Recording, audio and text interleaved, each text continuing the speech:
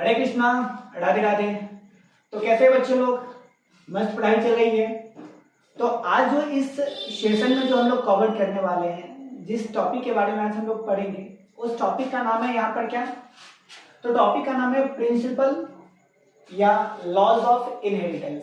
ठीक है ना, यानी हम लोग बेसिकली इस चैप्टर में पढ़ेंगे कि प्रिंसिपल ऑफ इनहेरिटेंस क्या होता है या लॉज ऑफ इनहेरिटेंस क्या होता है। ठीक है, तो सबसे पहले समझते हैं यहाँ पे कि प्रिंसिपल या लॉज ऑफ इनहेरिटेंस क्या होता है। तो प्रिंसिपल और लॉज ऑफ इनहेरिटेंस कहने का मतलब होता है कि जो ये बताता है कि कैरेक्टर जो होता है कैसे कंट्रोल्ड होता है। ठीक है ना, कैरेक्टर कैसे कंट्रोल होता है, कैरेक्टर को कौन कंट्रोल करता है। ठीक है ना, तो ये जानकारी देता है बेसिक फंडामेंटल यूनिट्स के बारे में कि कैरेक्टर जो है कैसे ट्रांसफॉर्म्ड होता है, इसको कौन ट्रांसफॉर्म करता है। ठीक है ना, कैसे एक जनरेशन से दूसरे जनरेशन जाता है। तो इसके बारे में जो नॉलेज बताता है, जो बेसिकली जो कंसेप्ट बताता है ना, तो उसको हम लोग बोलते हैं यहाँ पे क्या, लॉज ऑफ इनहेरिटेंस। क्या बोलेंगे बच्चा यहाँ पे, लॉज ऑफ इनहेरिटेंस। बात समझ में आया? ठीक है ना। अब बात करते हैं कि लॉज ऑफ जो इनहेरिटेंस है ना, ये आपका जो लॉज ऑफ इनहेरिटेंस है वो दो पार्ट्स में डिवाइड होता है। कितने पार्ट्स में डिवाइड होता है लॉज ऑफ इनहेरिटेंस? तो लॉज ऑफ इनहेरिटेंस जो है ना वो दो पार्ट्स में डिवाइड होता है। एक तो होता है डोमिनेंट लॉज होता है, ठीक है ना, एक लॉज को हम लोग क्या बोलते हैं, डोमिनेंट लॉज बोलते हैं, और एक को बोलते हैं हम लोग यहाँ पे लॉज ऑफ सेग्रीगेशन बोलते हैं। क्या बोलेंगे, लॉज ऑफ सेग्रीगेशन। ठीक है ना, यानी ऐसे बोल सकते हैं यहाँ पे कि लॉज ऑफ जो इनहेरिटेंस होता है ये कितने पार्ट्स में डिवाइड होता है, तो दो पार्ट्स में डिवाइड होता है। लॉज ऑफ इनहेरिटेंस कितने पार्ट्स में डिवाइड हो रहा है, तो दो पार्ट्स में डिवाइड हो रहा है। फर्स्ट को बोलते हैं हम लोग यहाँ पे डोमिनेंट लॉज बोलते हैं, और सेकंड लॉज को बोलते हैं हम लॉज ऑफ सेग्रीगेशन बोलते हैं। और डोमिनेंट लॉज और लॉज ऑफ सेग्रीगेशन कहने का मतलब क्या होता है, तो हम लोग इसके बारे में पूरा अभी क्या करेंगे, नॉलेज लेंगे कि लॉज ऑफ डोमिनेंट क्या होता है, सेग्रीगेशन लॉज क्या होता है। ठीक है ना, तो आप आराम से इत्मीनान से पूरे वीडियोस को क्या करें, देखें और एकदम बेसिकली देखें, क्योंकि देखो हर एक टॉपिक जो तुमको हम यहाँ पे बताने वाले हैं, ठीक है ना, वो जो है ना नीट के एग्जाम में इससे कई बार क्वेश्चन पूछा गया है। ठीक है, और ये चांसेस बहुत ज्यादा बनता है कि आपको क्या हो, ये क्वेश्चन आ सकता है, प्रोबेबिलिटीज है कि क्वेश्चन आ सकता है। ठीक है ना, और मेरा मैटर क्या होना चाहिए कि हम चैप्टर जो भी चैप्टर पढ़ रहे हैं वहां से हर टॉपिक मेरा क्या हो, क्लियर हो। अगर टॉपिक क्लियर होगा तो क्वेश्चन ज्यादा बनेगा, और क्वेश्चन ज्यादा बनेगा तो मेरा मार्क्स अच्छा उठेगा, और उससे मेरा रैंक क्या होगा, बहुत ही अच्छा आ जाएगा। तो चलिए बात करते हैं हम लोग यहाँ पर क्या, लॉज ऑफ डोमिनेंट लॉज की बात करते हैं। ठीक है, तो देखो यहाँ पे डोमिनेंट लॉ कहने का मतलब क्या होता है। ठीक है, अब एक डोमिनेंट कहने का मतलब होता है जो किसी पर अपना असर दिखा दे, प्रभाव अपना दिखा दे, उस लॉज को हम लोग क्या बोलते हैं, लॉज ऑफ डोमिनेंस बोलते हैं। ठीक है, अब इस लॉज में क्या बोला जाता है तुम्हारा, कि हम लोग देख रहे थे कि अगर बात करते हैं एग्जाम्पल से, तो पिछले जो मोनोहाइब्रिड क्रॉस था उसमें टॉल प्लांट्स की बात कर रहे थे। ठीक है, और क्या बात कर रहे थे, डॉर्फ प्लांट की बात कर रहे थे। ठीक है, टॉल प्लांट्स की जो जीन था उसको किससे क्या डिनोट कर रहे थे हम लोग, एलिन्स को कैपिटल टीटी से, और ड्वार्फ प्लांट को किससे डिनोट कर रहे थे, स्मॉल टीटी से। ठीक था, अब जब टॉल प्लांट्स और डॉट प्लांट्स के बीच में क्या करवाया गया था, क्रॉसिंग करवाया गया था, तो हम लोग क्या देख रहे थे कि ये जो टॉल प्लांट है ना अपना असर किस पर दिखा रहा है, यहाँ पे डॉर्फ प्लांट पे क्या कर रहा है, असर दिखा रहा है। ठीक है ना, यानी ऐसे समझ सकते हैं कोई भी ग्रुप हो, कोई इंस्टीट्यूशन हो, कोई कंपनी हो या इंडस्ट्रीज हो या घर हो, उसमें जो डोमिनेंट होता है ना वही पूरी चीज को क्या कर रहा है, कंट्रोल्ड करता है। क्या करता है, कंट्रोल करता है। जो डोमिनेंट होगा वो क्या करेगा, वो सारे कैरेक्टर को क्या करता है, कंट्रोल करता है। बातें समझ में? ठीक है, तो यहाँ पर क्या है कि लॉज ऑफ डोमिनेंट में फर्स्ट बोला क्या गया है तुम्हारा, कि फर्स्ट यहाँ पे ये स्टेटमेंट बोला जाता है, इस स्टेटमेंट को याद करके रखना, ठीक है ना, जो तुमको बहुत ही ज्यादा हेल्पफुल होगी। तो इसमें बोला जाता है characters are controlled by, characters are controlled by discrete unit, ठीक है, डिस्क्रीट यूनिट कॉल्ड फैक्टर्स। क्या बोलते हैं इसको हम लोग, फैक्टर्स बोलते हैं। यानी डोमिनेंट लॉज में फर्स्ट जो स्टेटमेंट दिया गया, जो ये समझाने का प्रयास कर रहा है कि आखिरकार डोमिनेंट लॉज है क्या।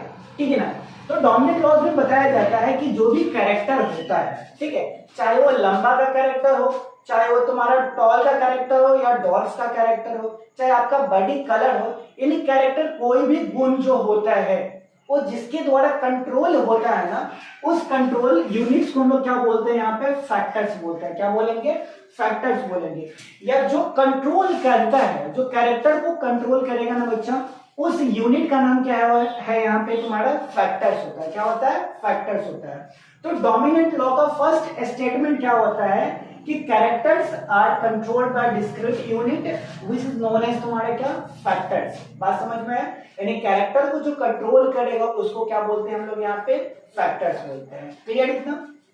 चल उसके सेकंड बात करते हैं हम लोग, क्या सेकंड इसके स्टेटमेंट की हम लोग बात करते हैं। ठीक है, इतना कुछ याद हो गया। तो ये था तुम्हारा क्या, डोमिनेंट लॉज का फर्स्ट कैरेक्टर था, फर्स्ट स्टेटमेंट था। सेकेंड स्टेटमेंट क्या बोला जाता है, तो कहता है कि ये जो फैक्टर्स होता है ना वो पेयर्स होता है। ठीक है ना, यानी फैक्टर्स आर फाउंड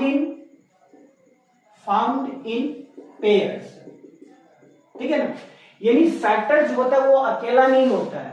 याद क्या करेंगे, फैक्टर जो होता है वो अकेला नहीं होगा बल्कि पेयर्स में होगा। क्या होगा तुम्हारा, पेयर्स में, यानी जुड़वा होगा। ठीक है ना, यानी कितना जुड़वा होगा, वो अकेला नहीं होगा। फर्स्ट क्या बोला गया, तुम्हारी कैरेक्टर जो होता है वो किसके द्वारा, जिसके द्वारा कंट्रोल होता है उसको हम लोग क्या बोलते हैं, फैक्टर्स बोलते हैं। ठीक है ना, और फैक्टर जो होता है वो क्या होता है तुम्हारा, पेयर्स में होता है। पेयर्स कहने का मतलब होता है कि एक, चलो तो बात करते हैं हम लोग यहाँ पर क्या, कि सेकंड स्टेटमेंट की बात करते हैं हम लोग यहाँ पे, कि सेकंड जो डोमिनेंट क्लॉज का जो है वो सेकंड स्टेटमेंट क्या बोलता है। ठीक है ना, तो सेकंड में क्या बताया जाता है यहाँ पे कि जो फैक्टर्स होता है ना, वो फैक्टर किस में होगा तुम्हारा, पेयर्स में होता है। ठीक है ना, फैक्टर किस में होगा, पेयर्स में होगा।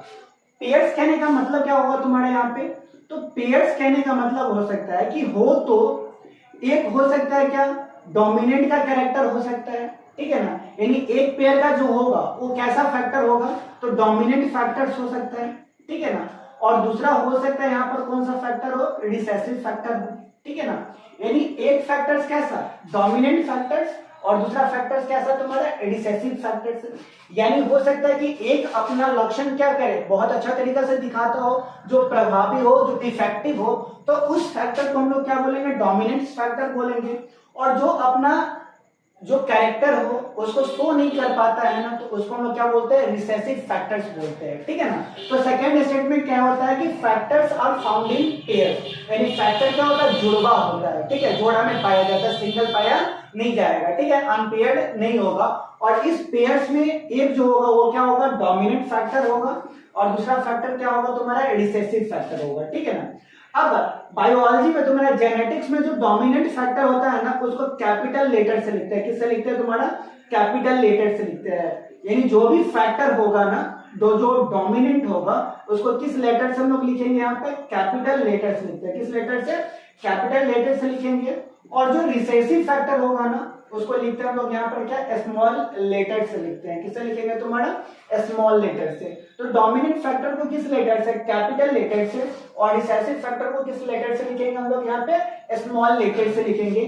अगर आपको बुक में दिख जाए कैपिटल टीटी दिख जाए या कैपिटल बीबी दिख जाए तुम्हारा, ठीक है ना, तो कैपिटल टीटी दिखे तो कैपिटल टीटी में देखो तुम्हारा ये किस कैरेक्टर को, किस फैक्टर को शो करेगा, तो डोमिनेंट फैक्टर को शो करेगा। किस कैरेक्टर को शो करेगा तुम्हारा, डोमिनेंट फैक्टर्स को शो करेगा। अगर कैपिटल लेटर है तो किस फैक्टर को डिनोट करेगा, डोमिनेंट फैक्टर्स को डिनोट करेगा। और अगर स्मॉल लेटर्स है, जैसे में स्मॉल टीटी हो गया, तो इस किस फैक्टर को डिनोट करेगा, तो रिसेसिव फैक्टर को डिनोट करेगा। आई बात समझ में, ठीक है ना। तो डोमिनेंट लॉज में क्या बोला जाता है कि जो कैरेक्टर को कंट्रोल करता है वो किस में होगा तुम्हारा, पेयर्स में होगा।